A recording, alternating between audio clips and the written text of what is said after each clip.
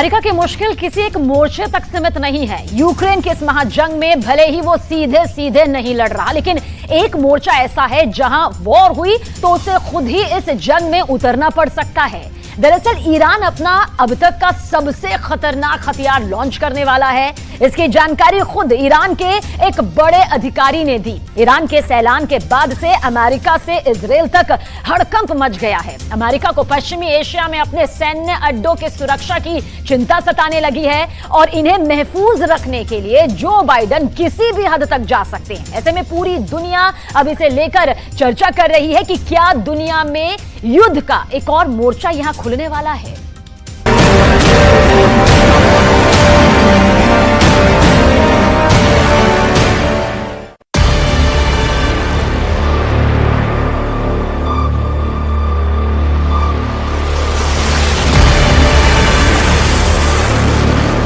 Iran अपना अब तक का सबसे खतरनाक हथियार लॉन्च करने वाला है।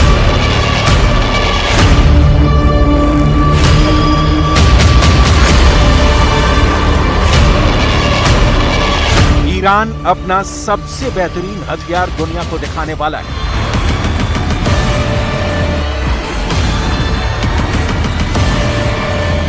इसकी जानकारी खुद ईरान के बहुत बड़े अधिकारी ने दी है।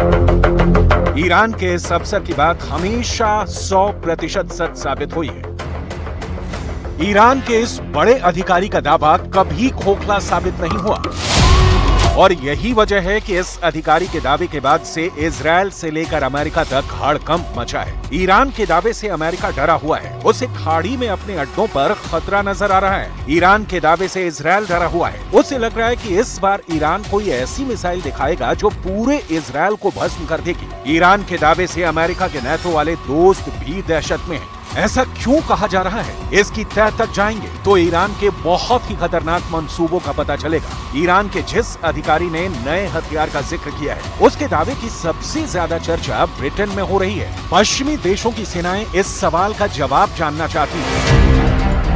क्या ईरान हवाई टारगेट को तबाह करने वाला हथियार लॉन्च करने वाला है? क्या ईरान जमीन से लॉन्च करने वाला हथियार दुनिया को दिखाने वाला है? ये मिसाइल है या फिर कोई ड्रोन? क्या ईरान समंदर में दुश्मन पर अटैक करने वाला नया हथियार दिखाकर अपनी धाक बढ़ाना चाहता है? सवाल बहुत से हैं और जवाब सिर्फ ईरान के पास है। ईरान कौन सा हथियार दुनिया को दिखाने वाला है, ये फिलहाल किसी को मालूम नहीं। ना ही ईरान की तरफ से इसको लेकर कोई बयान जारी किया गया है, लेकिन IRGC के प्रवक्ता ब्रिगेडियर जनरल रमजान शरीफ की तरफ से ये जरूर कहा गया है। ईरान लगातार अपनी सैन्य क्षमता को बढ़ा रहा है। समुद्री सुरक्षा के लिहाज से ईरान जल्द ही दुनिया को अपना नया और सबसे बेहतरीन स्ट्रेटेजिक सिस्टम दिखाने वाला है। ईरान के लोग इसी साल ही इस आधुनिक सिस्टम को देख पाएंगे। ईरान को हल्के में लेना अब तक पश्चिमी देशों की गलती साबित हुई है। ईरान बहुत बड़ी ड्रोन पावर है, ये सभी जानते हैं। उसके पास शाहिद जैसे खतरनाक सुसाइड ड्रोन है। पूरी दुनिया ईरान की ड्रोन पावर यूक्रेन युद्ध में भी देख चुकी है। ईरान के दिए ड्रोन से कैसे पुतिन की फौज ज़ेलेंस्की के गढ़ में धमाका कर रही है, ये भी सबने देखा है। हाल ही में ईरान ने मैक 13 की स्पीड से चलने वाली हाइपरसोनिक मिसाइल बनाने का दावा किया है। साथ ही दुनिया को खोरम शहर 4 मिसाइल भी दिखाई। इस मिसाइल को लेकर ईरान का दावा है कि ये मिसाइल बहुत ही कम वक्त में लॉन्च के लिए तैयार हो जाती है। इस मिसाइल की रेंज 2000 किलोमीटर है। इस मिसाइल का ऐलान करते हुए ईरान ने अमेरिका और इजराइल को सीधी धमकी दी। इस मिसाइल की रेंज में पूरा इजराइल आता है, तो उसकी ये मिसाइल पश्चिम एशिया, खासकर फारस की खाड़ी क्षेत्र में मौजूद अमेरिका के किसी भी सैन्य ठिकाने को तबाह कर सकती है। خروج فوری نیروهای نظامی و اشغالگر آمریکا از خاک سوریه رو کمکی بزرگ به ثبات و امنیت این منطقه می‌دانه. ईरान के कई हथियार देखकर अमेरिका बार बार चौंकता रहा है। ईरान के पास छोटी दूरी तक मार करने वाली फतह मिसाइल भी है। ये बैलिस्टिक मिसाइल है और खाड़ी देशों में ईरान के टारगेट्स के लिए बहुत ही खतरनाक मानी जाती है।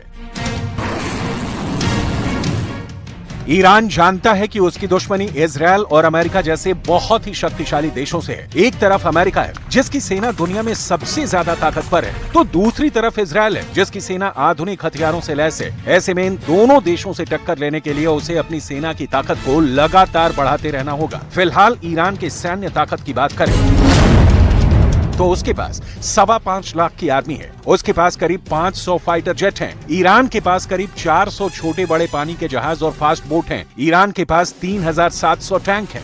ईरान एक बड़ी ड्रोन पावर है।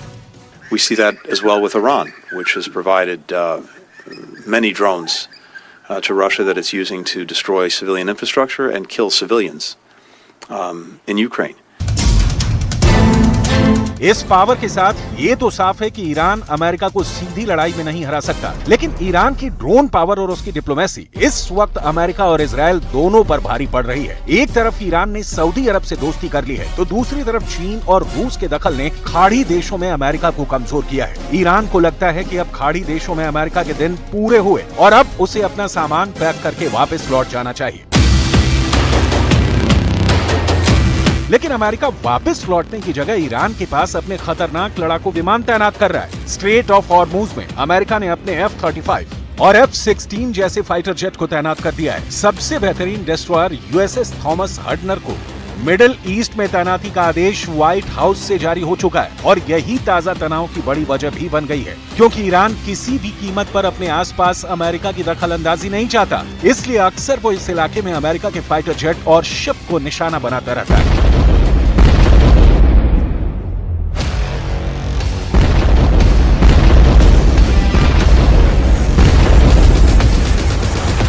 ये वीडियो 5 जुलाई का है। इसमें साफ नजर आ रहा है कि स्ट्रेट ऑफ हॉर्मूज से ऑयल टैंकर गुजर रहा है, तभी इसके पास कमांडोज से भरी बोट आ जाती है। अमेरिका का कहना है कि उसके 2 oil tanker gulf of Oman से गुजर रहे थे, तभी ईरान की नेवी ने उस पर हमला कर दिया। अमेरिका का कहना है कि पिछले 2 सालों में ईरान ने अमेरिका के कम से कम 5 कॉमर्शियल शिप को सीज किया, जबकि कई को परेशान किया गया। आपके लिए इस वक्त ये जानना भी जरूरी है कि आखिर दुनिया के नक्शे पर ये कौन सी जगह है जहां से दुनिया के करीब 20% समुद्री ऑयल टैंकर गुजरते हैं। स्ट्रेट ऑफ हॉर्मूज ये एक ऐसा बेहद छोटा रास्ता है जहां से आधी दुनिया का तेल व्यापार होता है। कई देशों के लिए तेल इसी हिस्से से होकर ट्रांसपोर्ट किया जाता है। साथ ही दूसरे कई तरह के व्यापार भी इस रास्ते से होते हैं। स्ट्रेट ऑफ हॉर्मूज संयुक्त अरब अमीरात और ईरान के बीच एक संकरा समुद्री रास्ता है, जिसे युद्ध के हालात में ईरान कब्जा करके बंद कर सकता है। यही अमेरिका का सबसे बड़ा डर है। 160 किलोमीटर लंबे स्ट्रेट ऑफ हॉर्मूज का रास्ता फारस की खाड़ी को ओमान की खाड़ी और अरब सागर से जोड़ता है। इस रास्ते की एक जगह चौड़ाई तो महज 39 किलोमीटर रह जाती है, जहां से दोनों ओर से आते जाते जहाज गुजरते हैं। इस रास्ते पर ईरान का दबदबा है। Does need to reassure Iran's Arab neighbors that they can be cautious in re-embracing Tehran and that they need to view Iran's overtures with suspicion and continue to rely on the United States.